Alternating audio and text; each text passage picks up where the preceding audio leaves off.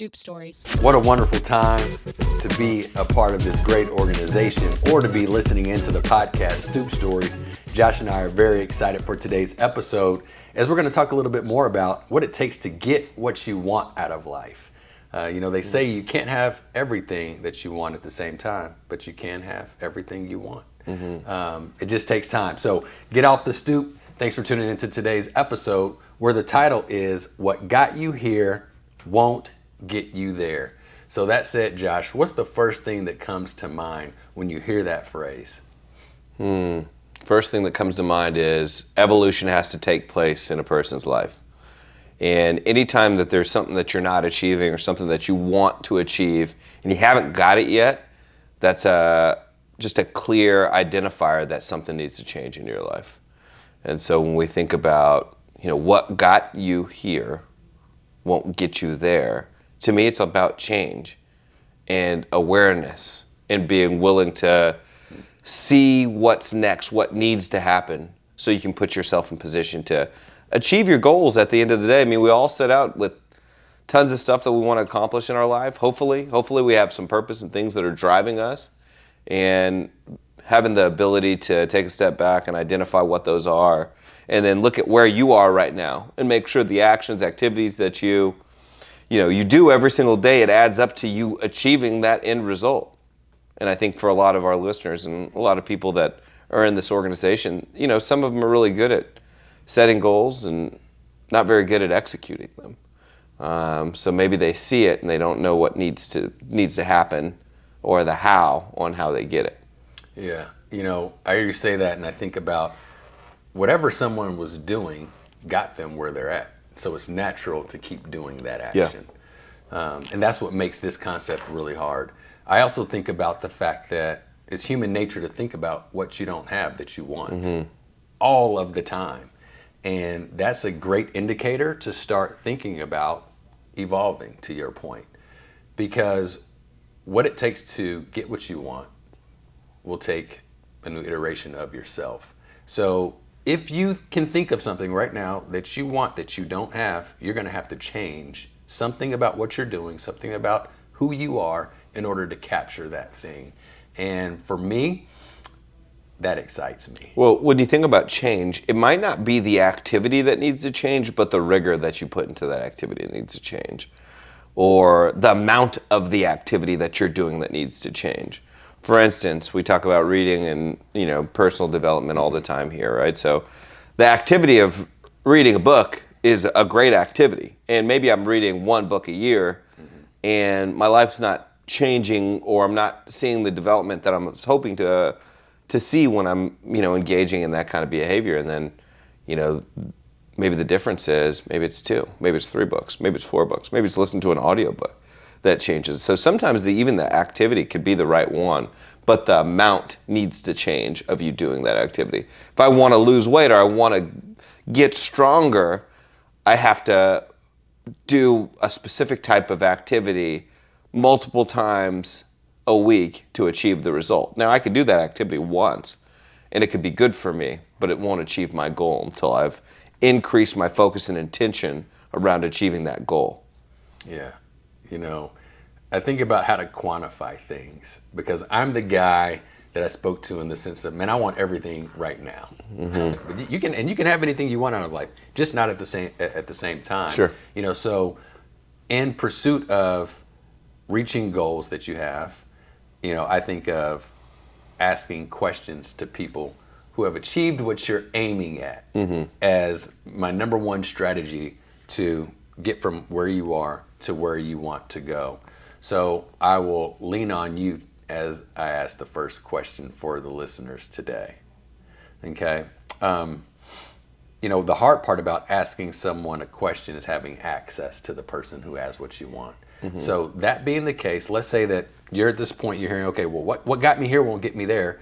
Well, how the hell do I get there? No matter where that point is for someone, what's the first thing you would advise anyone listening to do if they're in pursuit of a goal and they don't know where to start?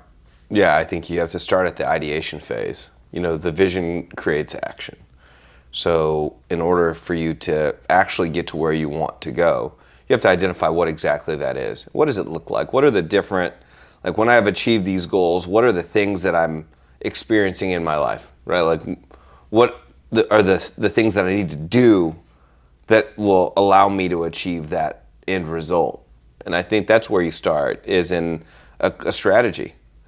You know, the intention creates a lot of this, and you have to be really, really careful how you craft that, and really be, I think just really detailed. The more details, the better. You should be painting a picture in your mind where it can be clear on how you achieve the goal. Otherwise, I could just say, oh, I want this thing arbitrarily, but have really no intention on achieving it. Mm-hmm. And I think it starts with that ideation phase. Yeah, I hear you saying, map it out. Got to. Create the strategy. The second thing that I think about is being easy to find. So as I hear you saying, mm-hmm. map it out, if someone is to the point where they say, well, I don't even know where to start with the map. Whoever you are trying to become, the best version of yourself, that person's looking for you. That's what I learned. Mm-hmm. And when I was early mind shift days, and I actually started to map things out for the first time in my life, at the same time I was doing that, I was reading things that spoke to me that helped the map. Mm-hmm. And what I was reading was looking for me my whole life, except I had never opened a book until about 8 years ago, if we're being really honest. Nate, don't laugh. That's not supposed to be part of the episode. Nate's laughing at me, but that's the truth. And success is looking for you. The better version of yourself is looking for you, but maybe you're not engaging in the activities that allows you to stumble across what helps you build the map. And then once you build the map, it puts you in places where people are that will help you pursue the goals. Mm-hmm. And I would say that's really, really important. And as it relates to everything that you want out of life, being easy to find has everything to do with whether you'll get it or not. Maybe you're thinking about a promotion that you want. Well, you have to be super easy to find. And that happens by execution of the map that's already in place. Mm-hmm. So, I would say yes. Number two, be easy to find after you draw the map out. And that comes from a place of gathering information from all various avenues. I think the best way to become easy to find is to consistently exceed expectations. Nothing gets you quicker to success or achieving the goal than consistently exceeding expectations. Now, whose expectations? Depending on what you're trying to accomplish, right? But everything that you want in life is going to come by way of people working together. It's very rare that one person can do it all themselves. And so whoever it is that you're working with, whoever it is that you're surrounded by, they're going to have a certain level of expectation for you. And when you're consistently exceeding that, it becomes important to them to help you become successful because they see value in you, right? Mm-hmm. Mm-hmm. So the first step is to map it out. Map it out. And then execute the map, and great execution of your map puts you atop the leaderboard, mm-hmm. if that's fair to say, which Sure. makes you easy to find. What next in pursuit of what got us here won't get us there? Yeah, so if you're easy to find, I think the next step is it's more execution, right? Like I heard this quote recently that they said, like, average people talk about events, high level people talk about ideas, and really high level people talk about execution. Mm-hmm. And so there's all this conversation going on, like, what are you talking about? Who are you around? And if you're talking about execution, it's likely that you're spending a lot of time executing something. Yeah. So it's easy to put a plan in place and say, okay, I've put my strategy in place. I'm trying to achieve an output, but I'm only doing it part of the time, or, I think it's the execution component. Seeing it all the way to the end, putting the nail in the coffin, if you will. Mm-hmm. Having lots of conversations, lots of meetings all the time, and is it helping me achieve my end result? Am I executing this meeting in a way that gets me to where I want to go? Yeah. I was reading this book called Psychology of Selling by Brian Tracy, which I think is a really good book. It's a really good book because of the psychology component and how he ties it into how we sell things to other people. and he was talking about like achieving success and there being already a roadmap for it. And if you can simply execute what somebody who already has achieved success executes, then it's likely that you'll achieve the same success. Because as human beings, we're actually not that different from one another. It's just what we're willing to do that makes us different from one another. Man, that's everything. You know, I think of two quotes, both by Andy Grove. One from the book Measure That Matters, where he says, "Knowledge is secondary, execution is all important." And then another quote from Andy out of the book Strategy Rules, very short sentence. He says, "Execution is God." And when I read it in that book, which was just a couple months ago, I said, "Man, that speaks volumes." Yeah.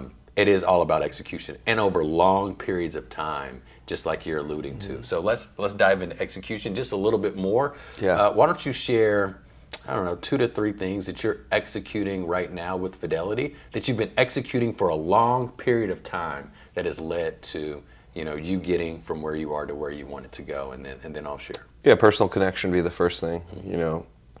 I believe that leaders can't walk by people in a hallway without checking in on them, or talking with them, saying something to them. Personal connection is the starting point for every great relationship, right? And so, if you're going to be successful in business, it's going to be based on a lot of relationships that you have, that you're working with. And so, making sure that you honor that relationship, checking in on your teammates, and ensuring that they're in the right mindset. Second thing that I'm always working on is my own personal development. Engaging in groups that put me outside my comfort zone, engaging in reading that challenges my thinking, engaging in, situations that challenge who I am personally. I think that both of those things are like something it's a strategy that I'm consistently executing. The last thing would be my intentional path. So I have everyone in the organization do an intentional path for themselves, or most of the leadership team has already done it, right? And so executing that first and foremost is really important. But the execution doesn't stop when you complete the draft. It stops as you complete your 5 years. And then you find out if you really are good at executing stuff or not. Because it's so carefully curated and you document so many things that when you circle back and you look at it, you can see kind of who you are. If you've executed nothing that's on your intentional path, chances are you didn't really believe what you put down there. You just put it down there to put something down there. Yeah. It's unlikely that you'll execute anything like that. And if you're really good at it, that means you're one of the most intentional human beings on planet Earth, because it's really hard to put something out in the future 5 years from now and then execute systematically each year until you've completed the entire task list. So that would be something I was thinking about. And another thing, we're talking about execution right now, but number 4 is mindset. And you talk about what gets you there won't, what gets you here won't get you there. Mindset, scarcity versus abundance mindset, right? Like some people in this world, they don't ever feel like there's enough. Whether it's time, whether it's money, whether it's affirmations, like they're always worried, so they hoard. And abundance means there's enough for everything. There's more than enough for us to go around, and really it kind of comes down to like, do you have an open mindset? Are you fixed mindset, or an open mindset, or growth mindset? Right? Growth mindset people believe that we're always a work in progress. Abundance, there's plenty. There's more to go, right? And the fixed mindset is it's finite. And if I don't get this promotion right now, then it's over for me. I'm done. Or if I don't want to tell him or teach him something, because what if he takes from me? That's not going to help you get to where you want to go. You want to get somewhere new. You want to go somewhere bigger. You want to go somewhere that has more for you. It's going to come by way of abundance mindset. Thinking about how much is out there and just capturing it along the way. Yeah, so to speak to that directly, when it came to the organization, I didn't have that mindset. And I still have limiting beliefs, but not nearly as many as I had early days. And what helped me have an abundance mindset was taking ownership for all things, recognizing that, you know, I'm the source of everything that's happening to me. Yeah. And once I did that, I realized that, you know, no one could take anything from me. Only I can take something away from me. And then I had to think about my whole football career and the guys that were starting over me, you being one of them at one point, where the coach was hating on me. And it turns out I just wasn't doing the work. Yeah. So in terms of that, but that's really hard to do, is recognize that you are creating all of these things. So if it feels like there's not enough of something, that happened because of you. And shifting that mindset will take you putting yourself in the driver's seat of everything that you're experiencing, so that you can understand that you have more than enough of everything you need to accomplish your Well, goals. man, I think that if there was a number 5 on our list, and I didn't know how many we came in here, how many points we're trying to get. It was 3 at first, but 5 sounds great. Well, the 5th one is owning all the outcomes. Every outcome in your life, you played a part in contributing to. Every, whether you won or lost, you had a part in all of that. And I think once you've removed yourself from the victim mindset and you put yourself in a creator mindset, then your life can really change. Most people walk around the world thinking about all the things that are happening to them, but I believe that everything's happening for you. Even the hard stuff, even the stuff that, you know, we all go through tough times, you know, and then, you know, if you create and you control that, if you control it, you can put yourself in a creative mindset. But you have to accept responsibility in order to do that. You're not allowed, the world, the universe, your mind won't allow you to create in a time of challenge if you don't accept it happening. Like if you don't accept that it was your responsibility to some extent of what happened.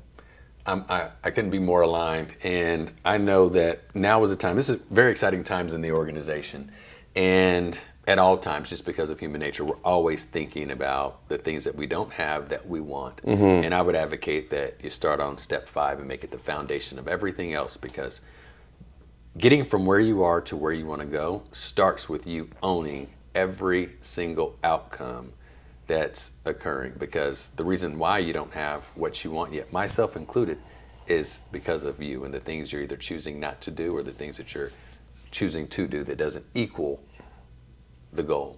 So start there, own the outcomes. Everything is possible. No one's taking anything from you. The world is giving you everything you need, like hearing this 5 steps on this episode today, which will empower you to get off the stoop, use it as a step, and elevate and become who you're supposed to be. Nice job. Get off the stoop. Stoop Stories.